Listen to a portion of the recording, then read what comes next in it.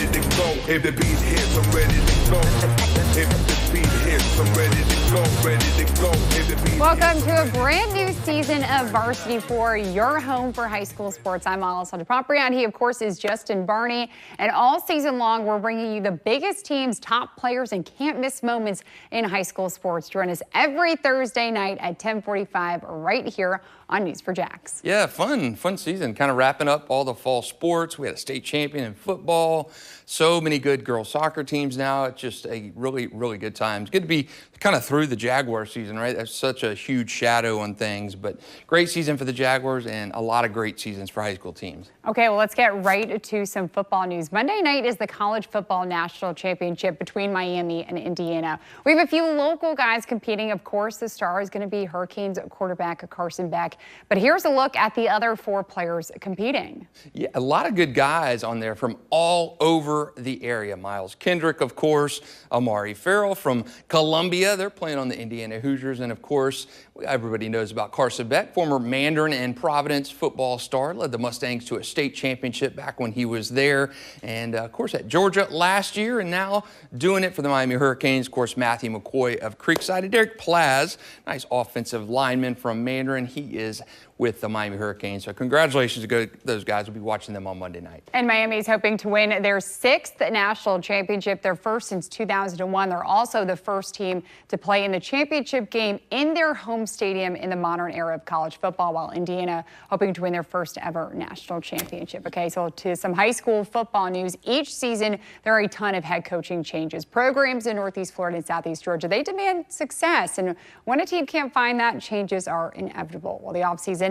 11 programs are searching for their next leader. Yeah, a lot of changes, and it's really been continuous kind of changes, too. We've had changes at big programs. You know, Bradford and head coach Jamie Rogers, they parted ways, and Jamie Rogers ended up back at his alma mater, Baker County. Great season for Jamie Rogers, and he's going back to where it all is, and Bradford's still that head coach opening. Byron Slack at Brunswick, Tucker Pruitt at Camden County. Charlton County still has an opening there. Hilliard has hired Will Dial. Keystone Heights have Cameron Porch. He is back coaching in the area, and a lot of openings. Still a lot of schools left to fill their jobs too. Will Sansel at Menendez. Jason Smith at Ridgeview. Malik Reeves, he is pumped up to have that job at Sandalwood.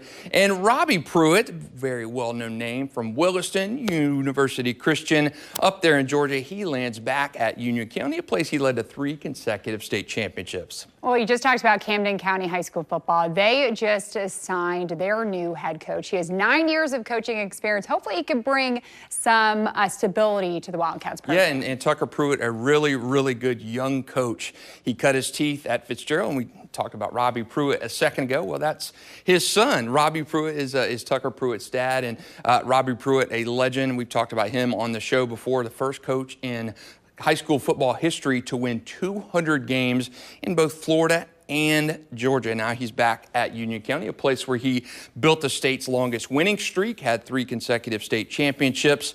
But Tucker Pruitt trying to get that on his own. He got a state championship at Fitzgerald when he was there. He was unbelievable at Fitzgerald, did 1 season at Appleton County, and now he is at Camden County. Camden County had a little bit of transition. They parted ways with Travis Rowland after the season. John Lindsay took over. He was only there a month before he resigned due to unfortunate personal circumstances, and then they settled with Tucker Pruitt. Just announced that hire this week, and had a chance to catch up with Tucker this week, and he is really pumped up for the opportunity to come to Kingsland. Got a lot of work to do and not a lot of time to do it. Trying to be efficient, maximize our time, and make the most of each and every day. And that's where we're at right now. But I'm excited about the challenge. I don't know that it could be much more of a challenge. You're looking at a program that's got a lot of tradition. It wasn't very long ago, maybe 3 years ago, they made it to the semifinals. But then you're also looking at a program that last year didn't beat any region team that we're going to play next year. All 4 of the region teams beat Camden last year. And so, we've got work to do. That's just further proof that we're a little bit behind, and there's no time to waste. And so there's nothing to be nervous about. I think you're nervous when you hadn't prepared, and we're going to be prepared, and we're just got to build it and take it one day at a time. Well, to high school basketball, the St. Augustine High School gym floor has been renamed to honor Johnny Purcell Hall, who spent 35 years as a teacher and a coach for the Yellow Jackets. Yeah, really cool. I got to know Purcell Hall down when I was working in St. Augustine, and he was always there doing something really good. Teams down there at St. Augustine, really fitting. I still see him down at St. Augustine games. He's a very visible fixture on the sidelines. He's always wearing a top hat, and really a good guy and a great son too. Richard Hall went on and played at Clemson, had a good time up there, and really good to see Purcell Hall have that court named after him. If there's anybody who deserves it, it is him. And take a look at that court right now. They just voted on that this week, and the St. Augustine Jackets Facebook page put this out. The official approving vote of the school board, the St. Augustine High School gym floor is now proudly named Johnny Purcell Hall Court.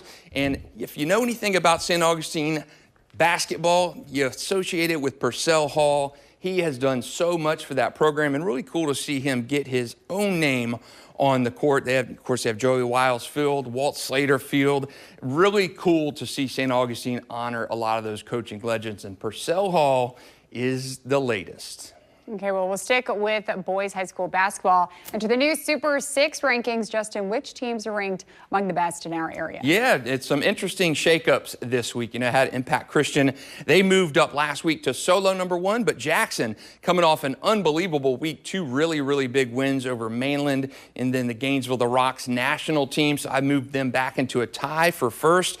Jackson's only loss is to Impact Christian, and then you've got Providence there at #3. And Providence, the only team locally to beat Impact Christian. But Providence has been remarkable under Jim Martin this season. I think it's one of their better teams that they've had in the last few years, coming off a big win over University Christian last week, team that beat them in the playoffs last year, 4-5-6. Tocoy Creek, Bishop Kenny, and I've got Episcopal moving in. Big win for Bishop Kenny last night over Nice, 52-37. Jerry Buckley has got the Crusaders humming along. And to the Super 6 girls basketball rankings. Yeah, some not a ton of changes here. I do have San Jose Prep moving back in at #6. Orange Park, a good run over there, 15-3 there at 5.